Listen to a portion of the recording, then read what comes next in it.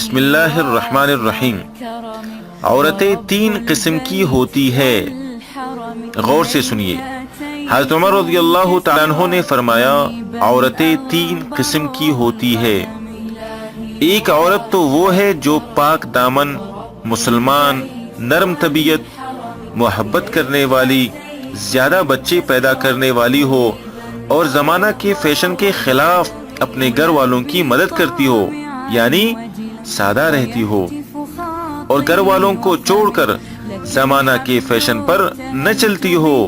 لیکن تمہیں ایسی عورتیں کم ملیں گی۔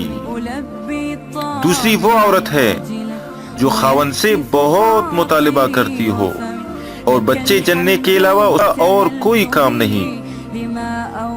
تیسری وہ عورت ہے جو خاوند کے گلے کا طوق ہو اور جو کی طرح چمٹی ہوئی ہو، یعنی بد اخلاق بھی ہو اور اس کا مہر بھی زیادہ ہو، جس کی وجہ سے اس کا خاوند اسے چھوڑ نہ سکتا ہو۔